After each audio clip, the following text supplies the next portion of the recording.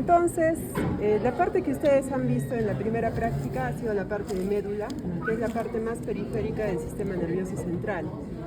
Como ustedes han visto, la médula está protegida dentro de un conducto que está formado por la columna vertebral, ¿sí? Nosotros ahora vamos a ver las estructuras que están protegidas por el cráneo. Y en el cráneo tenemos que dividirlo el cráneo en dos partes. Cuando ustedes han hecho meninges, han visto que la dura madre tiene ciertas extensiones que van a dividir al encéfalo en una parte supratentorial, ¿sí? Las estructuras que se encuentran encima del tentorio, y en una parte infratentorial, que justamente son estas estructuras las que se encuentran allí, en lo que se denomina la fosa posterior del cráneo, ¿ya?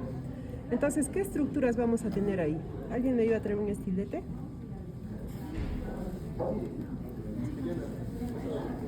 Bien, muchachos. Entonces, en la parte infratentorial del cráneo, debajo de la tienda del cerebelo o tentorio, vamos a tener la presencia del tronco encefálico en la parte anterior y del cerebelo en la parte posterior. El tema de hoy día, motivo de la práctica, es tronco encefálico, ¿ya? Entonces, el tronco encefálico se va a encontrar en la parte anterior al cerebelo, ¿ya? Entonces, aquí tenemos el tronco encefálico. Estamos viendo ya la cara anterior del tronco encefálico. ¿Qué estructuras tenemos que reconocer aquí? El tronco encefálico se va a dividir en tres partes. El mesencéfalo, ¿de acuerdo? La protuberancia y el bulbo raquídeo, que los vamos a diferenciar por un surco bulbo protuberancial y un surco protuberancial superior. ¿Estamos todos ahí? Ya está. Entonces vamos con la primera parte de la parte anterior. Tenemos al mesencéfalo, ¿ya? Pero para eso nos vamos a valer de este, que está un poquito más delimitado. Entonces tenemos aquí el mesencéfalo, ¿ya? Estos son los pedúnculos mesencefálicos o pedúnculos cerebrales. Entre estos dos pedúnculos vamos a tener una fosa que se denomina fosa interpeduncular, ¿ya? Y en la profundidad de la fosa interpeduncular vamos a tener una serie de vasos arteriales y venosos que van a formar una zona que se denomina sustancia o espacio perforado posterior, ¿ya? A través de esas pequeñas perforaciones van a ingresar arterias y venas perforantes hacia la profundidad del cerebro, ¿de acuerdo? Y del tronco encefálico. Muy bien, entonces, pies cerebrales o pedúnculos mesencefálicos, ¿ya? Eso es lo que vamos a ver en la cara anterior. Más hacia abajo tenemos esto más abultado, que es la protuberancia, que ustedes pueden ver que tiene dos eminencias laterales, ¿ya? Y un surco central. Y este surco central justamente va a estar dado por la arteria basilar, ¿ya? Si ustedes recuerdan, la arteria basilar estaba formada por las arterias vertebrales, ¿no es cierto? Entonces las arterias vertebrales se unían y formaban la arteria basilar, que va a venir por este surco, que es el surco basilar. Muy bien.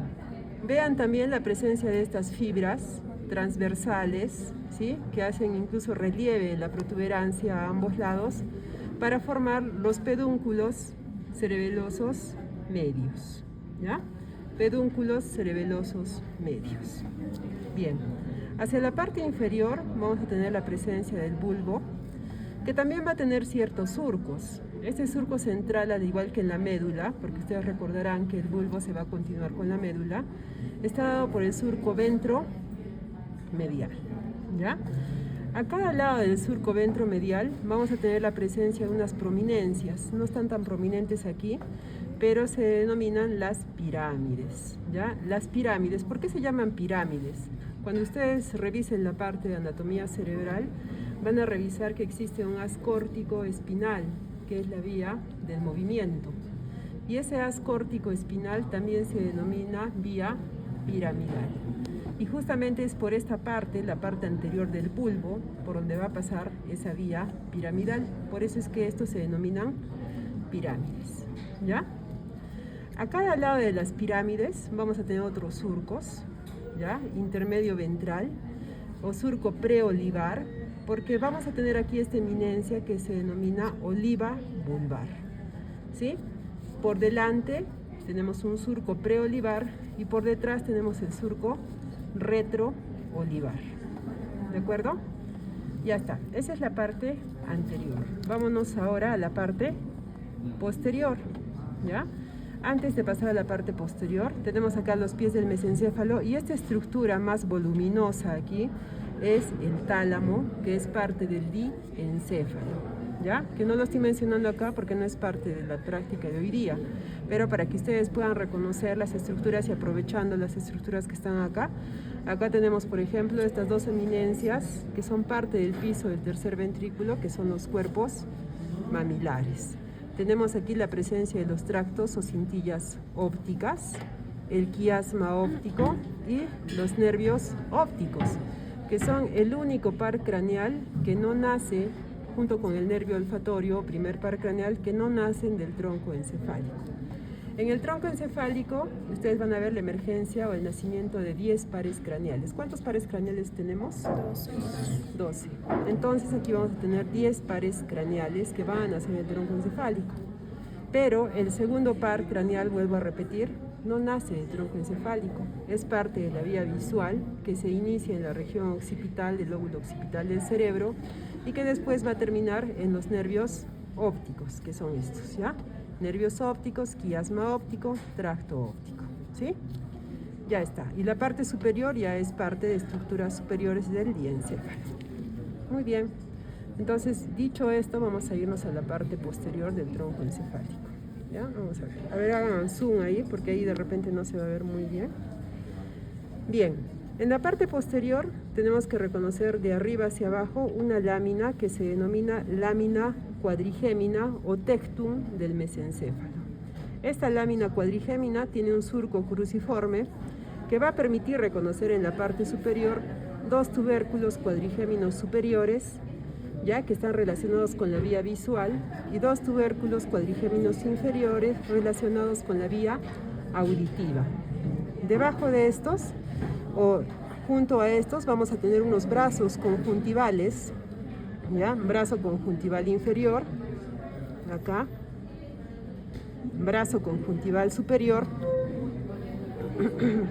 que va a ir justamente a relacionarse con los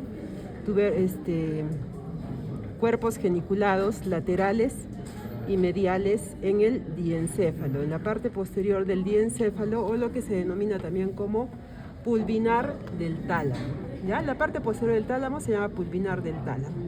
Y el cuerpo geniculado lateral, ¿ya? Porque acá nos seguimos la vía visual. Si nosotros siguiésemos la vía visual acá está cortada, vamos a tener acá el cuerpo geniculado lateral, que es parte también de la vía visual. Y de aquí ya van a nacer otras fibras que van a ir hacia el lóbulo occipital para completar la vía visual, ¿ya? Bien, ¿qué más podemos observar aquí? ¿Qué pedúnculo cerebral era este?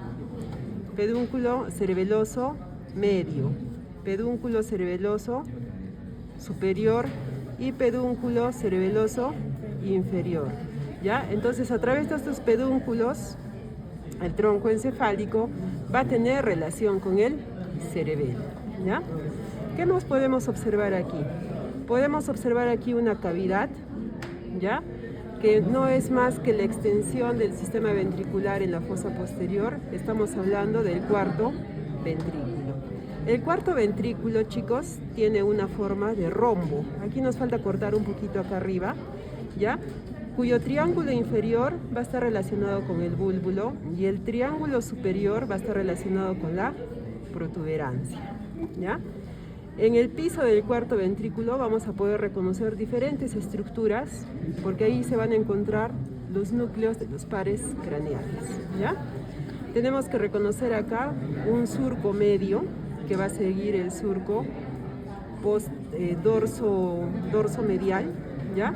Y a cada lado de este surco medio hay un surco que se denomina el surco limitante, que justamente van a limitar las eminencias medias del piso del cuarto ventrículo. No se nota muy bien, ¿ya? Perpendicular a estos surcos vamos a encontrar otras pequeñas estrías que se llaman estrías medulares, que están relacionadas con la parte auditiva, ¿ya?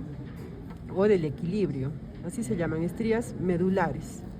O también le pueden decir estrías vestibulares, ¿de acuerdo?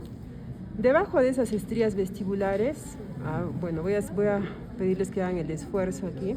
Vamos a ver un triángulo blanco, ¿ya? Ese triángulo blanco se denomina ala blanca o trígono del hipogloso. ¿Qué par craneal es el hipogloso? 12 decimosegundo par craneal. Y lateral a este vamos a tener una ala gris, que es el trígono del nervio vago o décimo par craneal. Lateral a este tenemos un área vestibular, ¿ya? El cuarto ventrículo se va a comunicar con el tercer ventrículo a través de un acueducto denominado el acueducto de Silvio o Iter también se llama, ¿ya? Y en la parte distal, para irse hacia el canal, ¿cómo se llama el canal que se encuentra en la médula? El conducto del epéndimo o canal ependimario se va a comunicar a través de este lugar que se denomina el óvex. El óvex. Y alrededor del óvex se encuentra un área que es el centro del vómito que se denomina el área postrema. ¿Ya? Postrema, el área postrema. Ya está.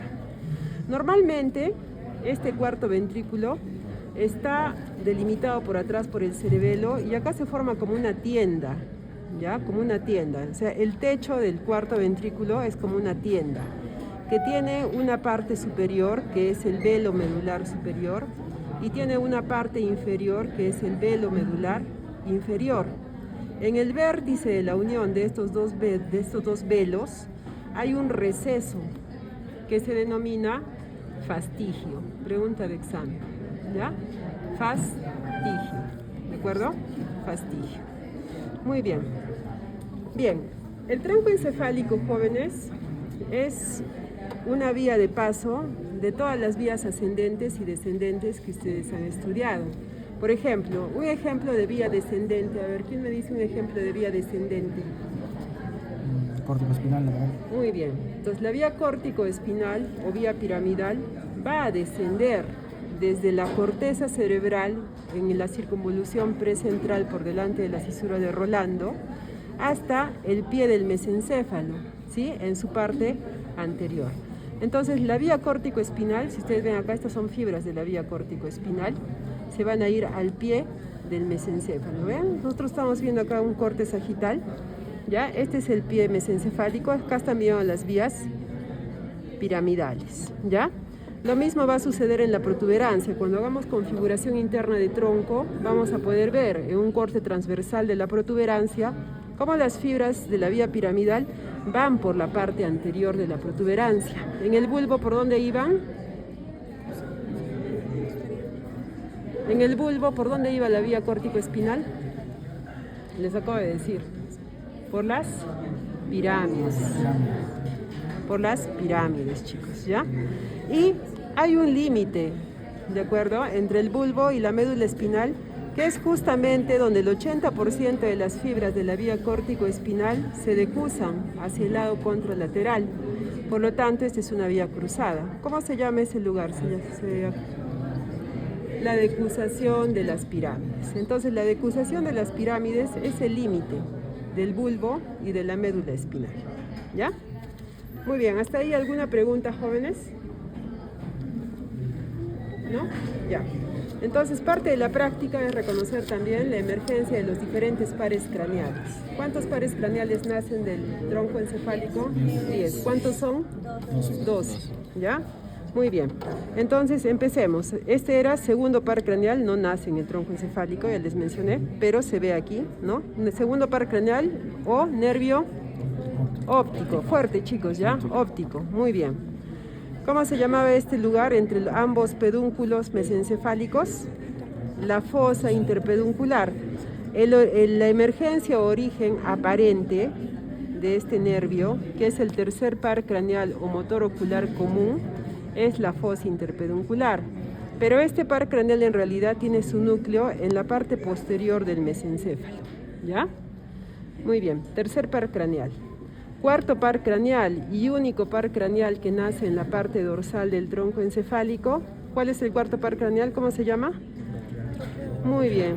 El nervio troclear es este. ¿Ya? Miren, este filamento delgadito es el nervio que nace en la parte inferior. ¿Cómo se llamaba esta lámina? La lámina cuadrigémina. Muy bien, están atentos. ¿Ya? En la parte inferior de la lámina cuadrigémina va a nacer este nervio que es el nervio troclear, cuarto par craneal o nervio patético, que va a ir a inervar el músculo oblicuo superior, ¿sí? Del ojo. Ya hemos hecho ojo, ¿no es cierto? Ya está. Cuarto par craneal. ¿Qué par sigue? O trigémino. ¿Dónde nace el trigémino? En la protuberancia. En la protuberancia, en la parte lateral, vamos a tener el nervio trigémino. Como ustedes recordarán, el nervio trigémino tiene dos funciones, una función sensitiva y una función motora. La parte más voluminosa es la función sensitiva y la parte más pequeña es la función motora. Recordarán ustedes que el nervio trigémino se divide en tres ramas, la rama oftálmica, la rama maxilar y la rama mandibular, ¿ya? Pero que las van a ver después de que van a formar un ganglio. ¿Cómo se llama el ganglio? El ganglio de Gasser en la cava o cueva de Meckel, ya en la base del cráneo. Muy bien, después del quinto, ¿quién sigue? ¿Cómo se llama? Muy bien. El nervio motor ocular externo va a nacer en el surco. ¿Cómo se llamaba este surco que dividía el bulbo de la protuberancia? Del surco bulbo protuberancial, ¿ya? En la parte